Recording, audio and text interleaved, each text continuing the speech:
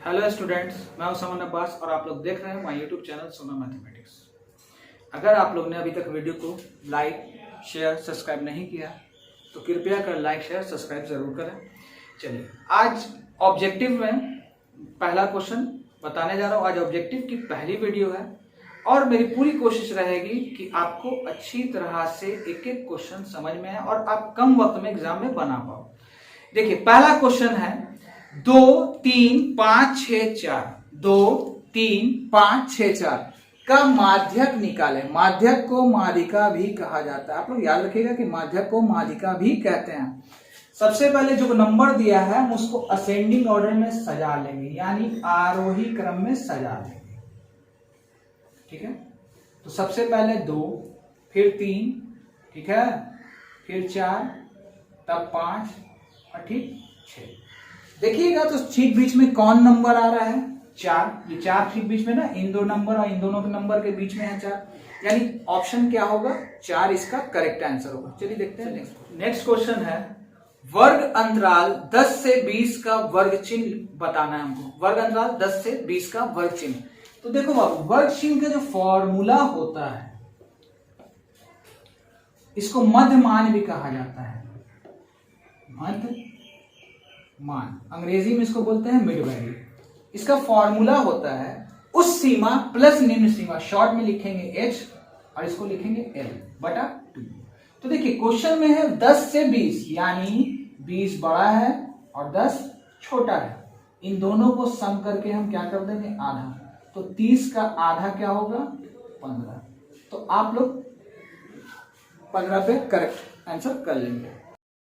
चलिए, अगला क्वेश्चन है, निम्नलिखित में कौन अभाज्य संख्या है?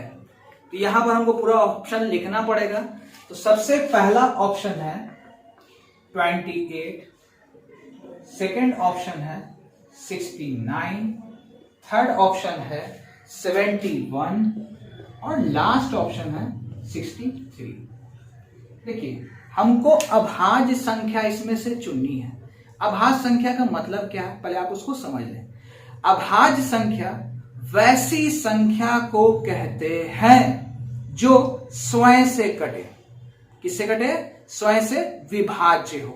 ठीक है, चलिए 28 को देखते हैं। तो ये 1 से तो जा ही रहा है, 2 से भी कट रहा है, 4 के टेबल में भी आता है 28, 7 के टेबल में भी आता है। तो ये आपकी भाज्य संख्या है। 28 आपकी भाज्य संख्या है, 28। उसी तरह से 69 पे गया तो ये 3 के टेबल से भी कट रहा है ना। अभाज्य किसको कहते हैं? जो सिर्फ और सिर्फ खुद से कटे। 1 से सारा नंबर कटता है तो आप 1 को हटा दीजिए, 1 से मतलब मत रखिए। इस 71 पे गौर कीजिए। तो 71 सिर्फ किससे कट रहा है? सिर्फ और सिर्फ अपने डिजिट से कट रहा है। उसके अलावा आप देखिए 63 को लगाने बैठिएगा तो ये 3 से भी डिवाइड हो रहा है, 9 सत्ते 63 भी होता है, 7 9 63 भी होता है, 7 से भी विभाज्य हो रहा है। ये 28, ये 69, 63 सारा का सारा डिजिट कट रहा है सिवाय 71 के। तो 71 आपकी कौन होगी? अभाज्य संख्या। चलिए देखते हैं नेक्स्ट क्वेश्चन। चलिए नेक्स्ट क्वेश्चन है, 2 लगातार सम संख्याओं का मासा होगा। हो सकता है आपको लगातार ना देकर वहां क्वेश्चन में क्रमिक भी दे सकता है। 2 लगातार यानी क्रमिक सम संख्याओं का मासा क्या होगा? तो देखिए, सबसे पहली सम संख्या होती है 2, अगली सम संख्या होती है 4। पहली सम संख्या 2, अगली सम संख्या 4। चलिए इस 2 को हम पहले ऐसे करते हैं, 2 into 1 लिख सकते हैं, 4 को हम लिख सकते हैं 2 into 2। इन दोनों में कॉमन कौन हो रहा है? दोनों, इसका मासा होगा 2। अब आपको ऑप्शन तो बहुत सारा दिख रहा होगा। इन ऑप्शन में से, 4 ऑप्शन में से जहां 2 दिखेगा वो मेरा आंसर होगा। चलिए अगला क्वेश्चन है, 2 cos स्क्वायर 60 डिग्री का मान होगा। 4 ऑप्शन आपको दिख रहे हैं, फिलहाल मैं बना रहा हूं।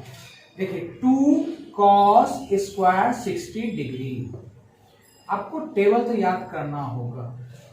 cos 60 का जो वैल्यू होता है ना, वो होता है आप 1/2। पावर 2 था, हम इसको 2 बार लिख सकते हैं या स्क्वायर चढ़ा सकते हैं। ठीक है, चलिए 1/2 into 1/2, 2 से 2 कैंसिल। तो ऑप्शन होगा इसका आंसर होगा 1/2। तो ऑप्शन में आप लोग मान लेंगे 1/2। चलिए नेक्स्ट क्वेश्चन है x² minus 4x plus 1, s² minus 4x plus 1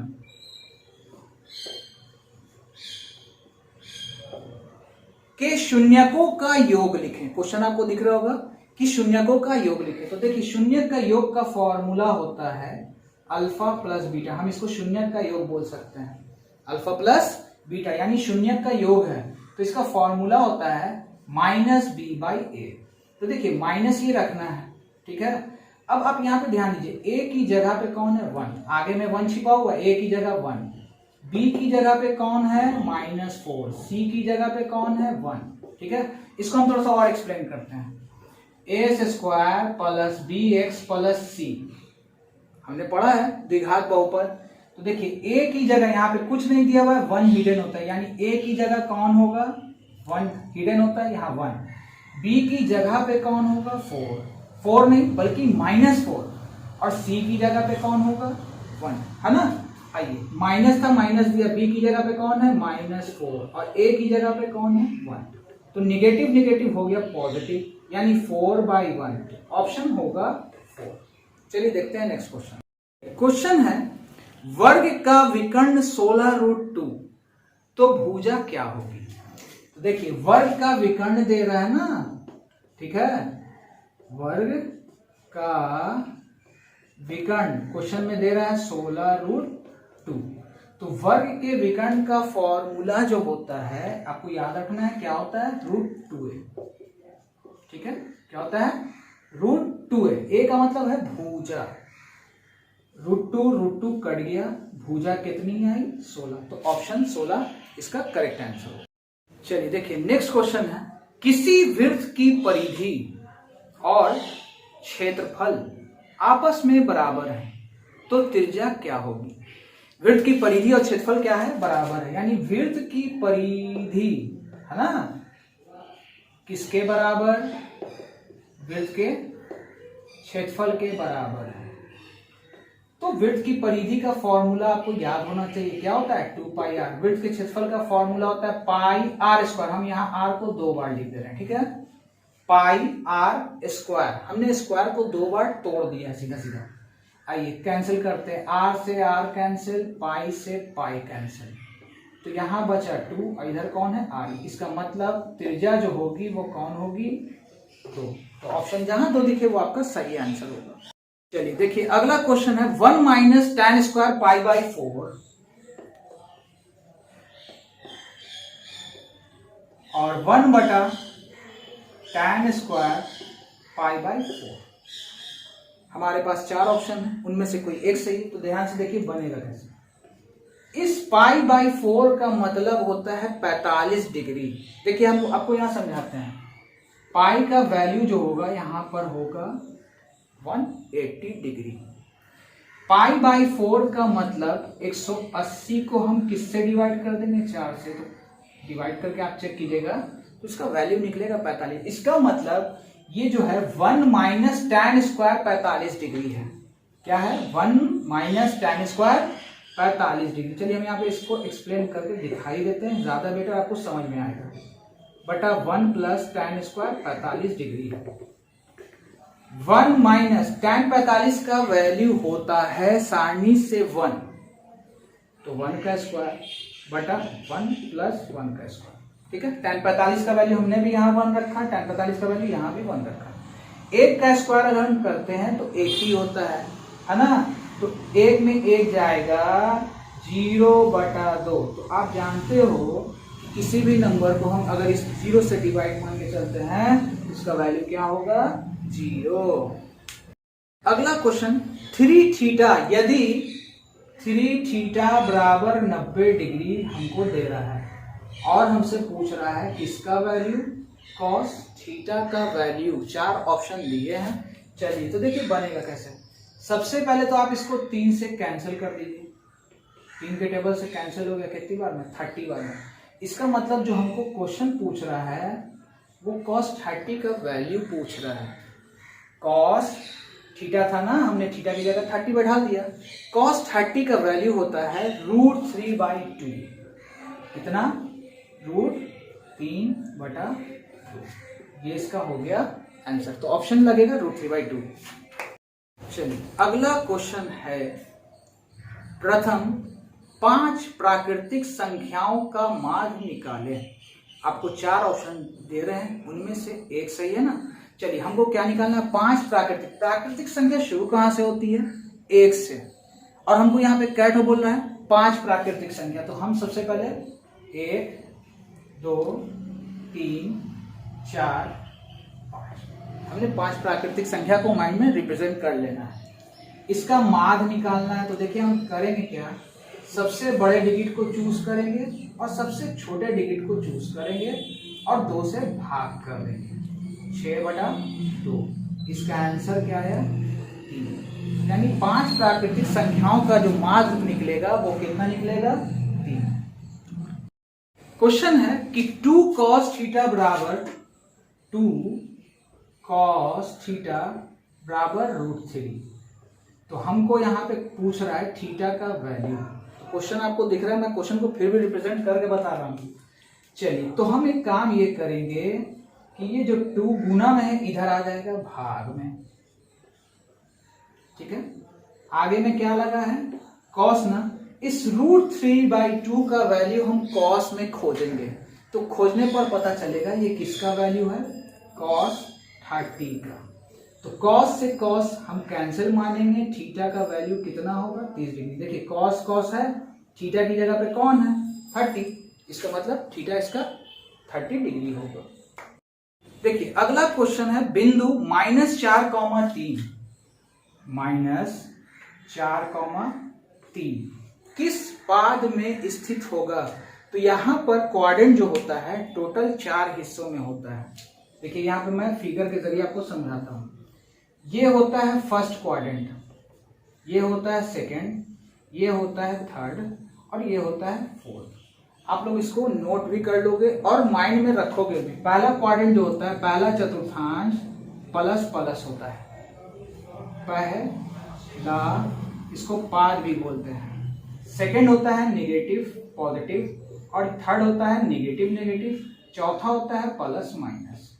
देखिए प्लस इधर माइनस प्लस इधर प्लस माइनस। तो देखिए ध्यान देना ये है कि इस 4 के आगे है नेगेटिव और 3 के आगे क्या छिपा हुआ है? प्लस। तो देखिए माइनस है और प्लस है, इसका मतलब इसका आंसर जो होगा कौन क्वाड्रेंट में होगा? सेकंड में। हो सकता है मे बी आपको क्वेश्चन इसी तरह से दोनों के आगे नेगेटिव दे दे, -4 -3, तो किस में होगा? थर्ड में। हो सकता है यहां पर 4 के आगे पॉजिटिव का साइन दे दे, इधर नेगेटिव का साइन रहे, तो कौन सा क्वाड्रेंट? चौथा क्वाड्रेंट। फिर से सुन लीजिए, अगर दोनों के आगे साइन नहीं दिया तो दोनों के आगे क्या छिपा हुआ है? प्लस, तो किस क्वाड्रेंट में होगा? फर्स्ट क्वाड्रेंट में। फिलहाल अभी क्वेश्चन जो था मेरा वो क्या था? -4,3। तो इसके आगे है नेगेटिव और बाद में है पॉजिटिव। अगर नहीं कोई साइन दे रहा तो इसके आगे क्या छिपा होता है? प्लस। तो इसका ऑप्शन के हिसाब से होगा सेकंड क्वाड्रेंट। चलिए नेक्स्ट क्वेश्चन है, 2,3 की दूरी मूल बिंदु से ज्ञात करनी है। तो देखिए मूल बिंदु से जब भी दूरी निकालना हो, ठीक है, मूल बिंदु से जब भी दूरी निकालने को दे तो सीधा आप x का स्क्वायर प्लस y का स्क्वायर कर देंगे। जैसे कि क्वेश्चन है 2,3, तो ये आपका x है और ये आपका y है। तो x की जगह 2 का स्क्वायर और y की जगह 3 का स्क्वायर। तो 2 का स्क्वायर कितना? 4, 3 का स्क्वायर कितना? 9। इसका आंसर होगा √13। चलिए आकृति आपको यहां बना दिया है मैंने, ठीक है। कह रहा है क्वेश्चन में कि आकृति जो है L और M एक दूसरे के समांतर है, ठीक है। हमको यहाँ पर D का वैल्यू बताना है कितना डिग्री का। तो देखिए ये जो है 3D + 50 और 2D + 20 डिग्री, ये आप, और ये जो है कैसा कोण है? एक भले अंता कोण है। तो अंता कोण का जो वैल्यू होता है, दोनों अगर अंता कोण को, इस नंबर 1 को इस नंबर B को, ठीक है, नंबर A और नंबर B को अगर हम जोड़ते हैं तो उसका वैल्यू होता है 180 डिग्री। अंता कोण का योग होता है 180 डिग्री। तो 3D + 50 2D प्लस 20, इसका वैल्यू होता है 180 डिग्री।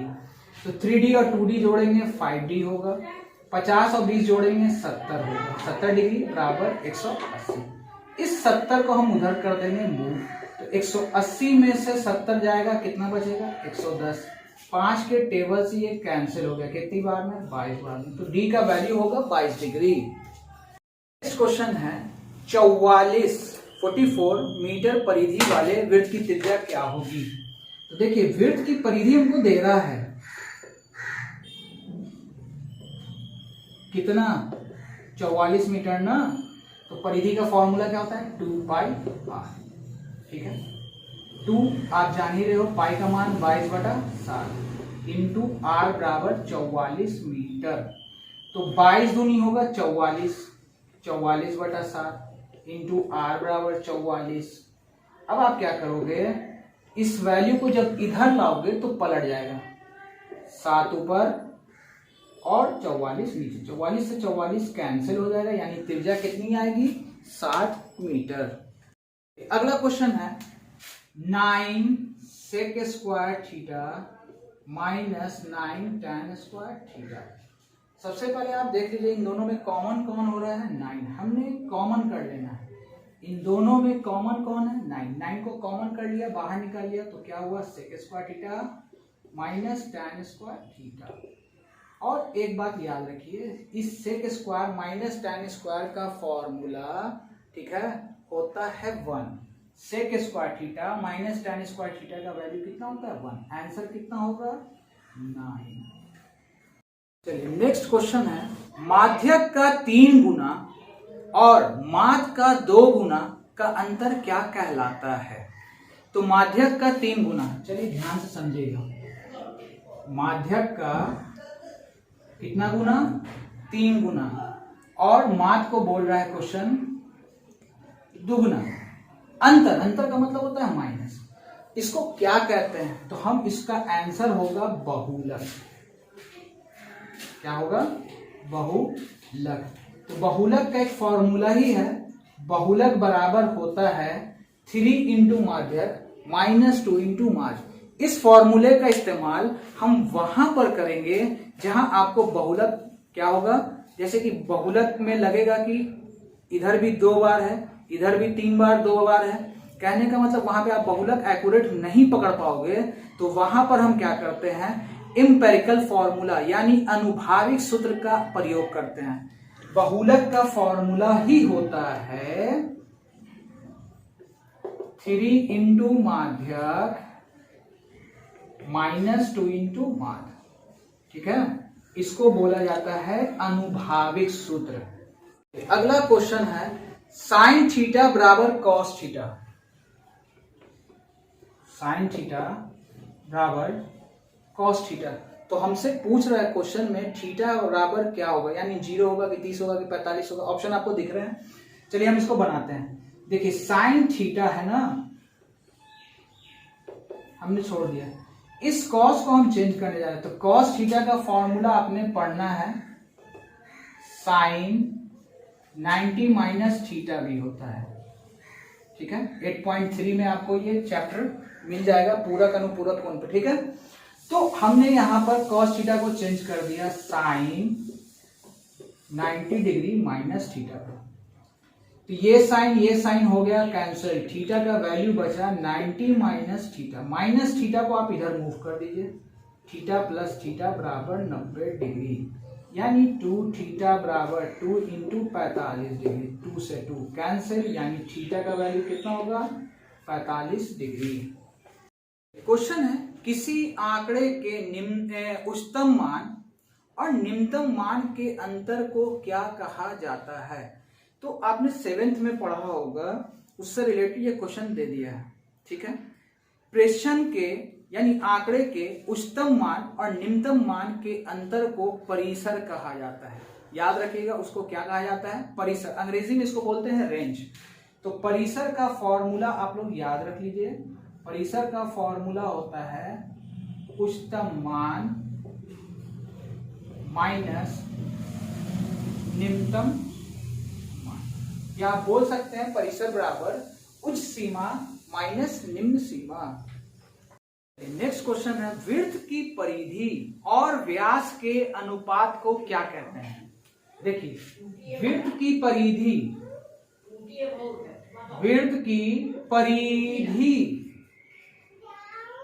अनुपात के लिए हमने बटा रख लिया, वृत्त का व्यास, हमको इन दोनों का अनुपात बताना है। ठीक है, तो चलिए, परिधि का फॉर्मूला होता है 2πr और व्यास जो है त्रिज्या की दुगनी होती है। व्यास को हम लोग किससे सूचित करते हैं? d से। और डायमीटर हमेशा याद रखिएगा रेडियस का गुना होता है, यानी व्यास जो है त्रिज्या की दुगनी होती है ना। 2 से 2 कैंसिल, r से r कैंसिल, ऑप्शन में पाई आपका आंसर होगा। हो सकता है कि ऑप्शन में आपको पाई अनुपात 1 भी दे सकता है, हो सकता है कभी आपको पाई देगा या तो देगा पाई अनुपात 1, तो आप अपने जरूरत के हिसाब से ऑप्शन को चयन करेंगे। तो फिलहाल यहां पर इसका आंसर होगा पाई अनुपात 1। प्रथम 5 समप्राकृतिक संख्याओं का माध्य निकालना है। तो सम संख्या आप जानते हो कहां से स्टार्ट होती है? 2 से। सबसे पहली सम संख्या होगी 2, अगली सम संख्या होगी 4, उसके बाद 6, फिर 8, 10, है ना। तो हमको इसमें से माध्य निकालना है। तो देखिए, माध्य निकालना है तो हम क्या करेंगे, सबसे बड़े को चुन लीजिए और सबसे छोटे को चुन लीजिए और किससे डिवाइड कर दीजिए? 2 से। तो 12 का आधा कितना होगा? 6 होगा। इसका आंसर क्या होगा? 6। अगला क्वेश्चन है, वर्ग की भुजा और उसके विकर्ण का अनुपात बताना है। वर्ग की भुजा और उसके विकर्ण का अनुपात, तो वर्ग की भुजा को डिनोट करते हैं a से, है ना, और वर्ग के विकर्ण को किससे डिनोट? √2a से। तो a से a कैंसिल, कितनी बार में? एक बार में, बटा √2, यानी अनुपात जो होगा 1 अनुपात